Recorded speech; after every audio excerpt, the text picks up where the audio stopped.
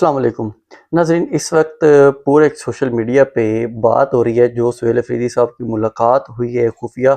हम इस मुलाकात के हवाले से आपको 8 दिन पहले बता चुके थे कि ये एक मुलाकात हुई है। उसकी सारी डिटेल आप उस वीडियो में जाके देख सकते हैं, मैं उसकी आपको लिंक दे दूँगा। लेकिन बात ये है कि अब इस चीज़ को अब ब्रेक करने की ज़रूरत क्यों आई है। अभी हम आपको 2 खबरें देंगे, जो एक इंटरनेशनल लिंक है और एक नेशनल तौर पे लिंक है, और बहुत ही अहम खबरें हैं। आप चैनल को सब्सक्राइब कर लें। मैं आपको बताऊं कि ये मुलाकात जब हुई थी, हमने ये तो ब्रेक कर दिया था, लेकिन इसमें अलीमा खान को दानिस्ता तौर पे अंदर इसलिए रखा गया है ताकि मुकम्मल तौर पे फोकस एक दफ़ा इमरान खान की तरफ आए। अब ये लोग इमरान खान की तरफ फोकस क्यों करना चाह रहे हैं? क्योंकि ये सिस्टम तो इमरान खान के खिलाफ है। वो तो इमरान खान को देखना नहीं चाहता, सुनना नहीं चाहता, लेकिन उन्होंने ये डिबेट शुरू करवाई है कि ये इमरान खान साहब की जो मुज़ाकरात के ज़रिए को डील करने की कोशिश की जा रही है, ताकि ये मुकम्मल तौर पे जो एक एहतजाज की कॉल दे सकते हैं या कुछ ऐसी कॉल जो इस मुल्क में क्योस पैदा करे, तो उसकी वजह से ये एक डिबेट शुरू करवाई गई है। लेकिन इसमें मैं एक और ख़बर दे दूं, फिर मैं आपको एक वज़ाहत के साथ बताऊंगा। वो ख़बर ये है कि जब 26 नवंबर को ये लोग यहाँ पे आए थे, जो 14 मई को मुलाकात हुई थी बैरिस्टर गौहर और सुहेल अफरीदी की मोहसिन नकवी साहब से, उसमें ये एक रियलाइज़ किया गया कि ये सिस्टम मज़ाहमत को बर्दाश्त नहीं करता। इससे पहले मज़ाहमत इन्होंने तोड़ी थी। अली मीन गंडापुर जो 26 नवंबर को मार्च लेके आए थे, उसके ऊपर अटैक करके इन लोगों ने मज़ाहमत तोड़ दी थी। लेकिन ये एक मुलाकात इसी सिलसिले में हुई कि देखने के लिए कि ये सिस्टम अब दोबारा मज़ाहमत की तरफ जाना चाहता है या नहीं जाना चाहता, मज़ाहमत को बर्दाश्त करेगा या बर्दाश्त नहीं करेगा। इस वजह से ये रियलाइज़ करने के लिए ये वाला काम किया गया। तो फिर जो 26 नंबर चुंगी पे सुहेल अफरीदी आके रुके और वहाँ पे इमरजेंसी में रोका गया इस सिस्टम की जानिब से, क्योंकि सुहेल अफरीदी उस रूट को लेके जाना चाह रहे थे, DHA के सामने से, GHQ के सामने से वो काफिला लेके गुजरना चाह रहे थे, और इस वजह से उनको वहाँ पे रोक लिया गया था।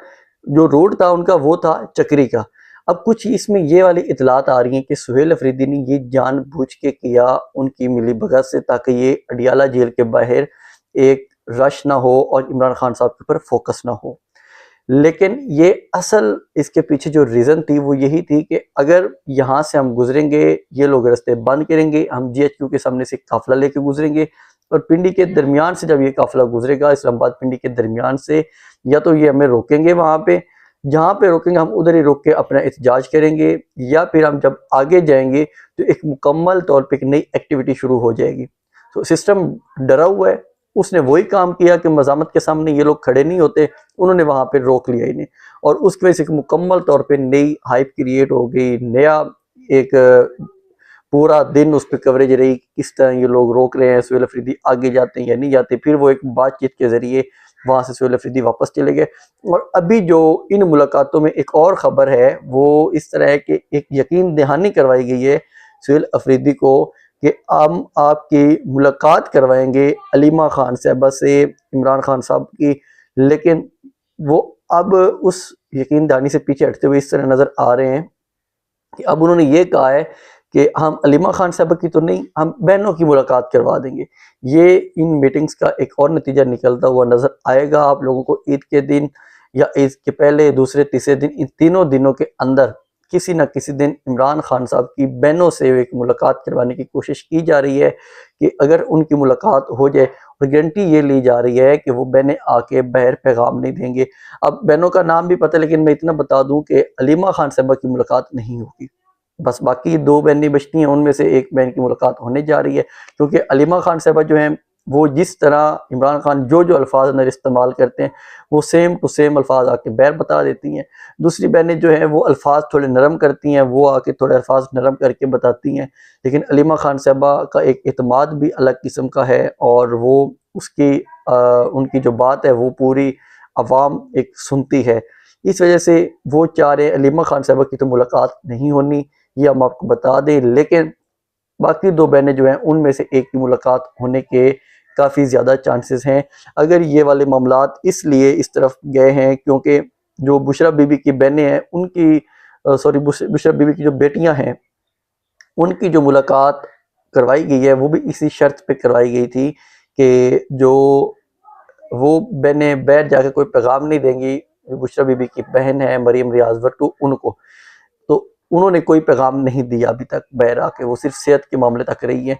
तो अभी भी वही सूरत हाल है कि इनको भी जो इमरान खान साहब की बहनें हैं उनसे भी ये गारंटी दी जा रही है कि आप भी बहरा के कोई इमरान खान साहब का पैगाम नहीं देंगी या मीडिया को नहीं बताएंगी, तो फिर हम आपकी मुलाकात करवा सकते हैं। देखिए, अगर पैगाम आना हुआ इमरान खान साहब का तो वो पार्टी के पास पैगाम तो पहुंच जाएगा कि हाँ भाई आपने क्या क्या काम करना है या क्या काम नहीं करना, वो पैगाम पहुंच जाते होते हैं। सलमान सफदर को भी पैगाम पहुंच, उसके ज़रिए भी पैगाम पहुंच आया था पार्टी लीडरशिप के पास। तो ये वाले जो पैगामात हैं ये आते रहेंगे इसी तरह ही। और इमरान खान साहब इस दफ़ा, क्योंकि इतना अरसा हो गया वो कैद तन्हाई में पड़े हैं और वो कोई लॉन्ग टर्म इन्हें प्लान देंगे कि आपने इन प्लान्स पे अमल करना है या नहीं करना, जिन जिन चीज़ों पर उन्होंने अमल करवाना है वो चीज़ें सामने आ सकती हैं। तो ये जो एक मुकम्मल तौर पे सूरत हाल थी सुहेल अफरीदी की मुलाकातों को लेके, मैंने आपको सब कुछ बता दिया कि किस तरह ये इनकी मुलाकातें हुई हैं, इनकी बातें हुई हैं। लेकिन अब इन चीज़ों को लेके आने की आगे वजह क्या है, उस वो बड़ी दिलचस्प वजह है। इस सिस्टम को अपने सर्वाइव के लिए ये कोशिश करनी पड़ रही है कि हम किसी ना किसी तरह ये जो डिबेट है इमरान खान साहब के ऊपर डिबेट लेके आए, क्योंकि इमरान खान साहब के ऊपर डिबेट जब पूरा सिस्टम नहीं बर्दाश्त कर पा रहा था तो इन्होंने किस तरह ये डिबेट बर्दाश्त करनी थी। तो इसके पीछे वजह ये है कि इमरान खान साहब का जो एक मौक़िफ़ रहा है इसराइल के ख़िलाफ़, वो बहुत सख्त मौक़िफ़ था।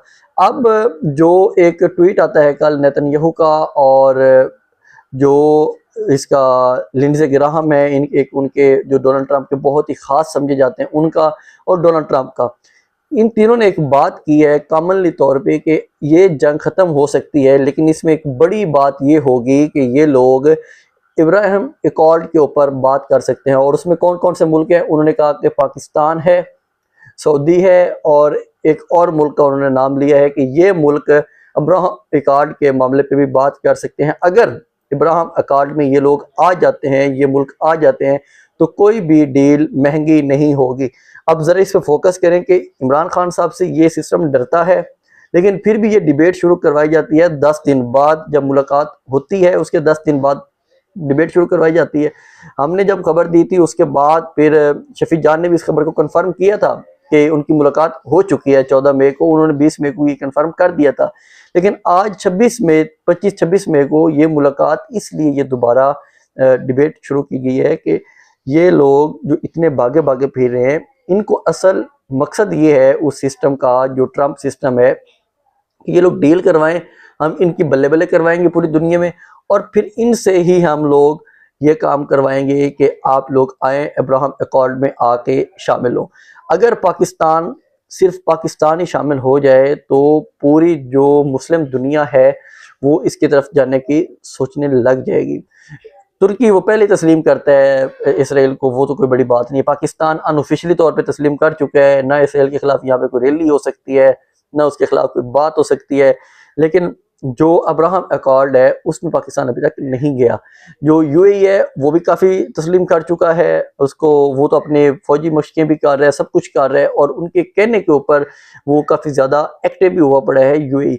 लेकिन जो असल मामलात हैं पाकिस्तान के, अब पाकिस्तान अगर इस साइड पे जाता है तो उसमें ये जो करंट रिजीम बैठी है, जो पूरी मुकम्मल तौर पे शहबाज शरीफ, ये जरदारी और ये जो एस्टेब्लिशमेंट रिजीम है, इनके लिए बचत ये है कि ये लोग यहाँ पे अपना इक़्तिदार लंबा कर सकते हैं, क्योंकि अभी जो अवाम है वो तो है इमरान खान के साथ।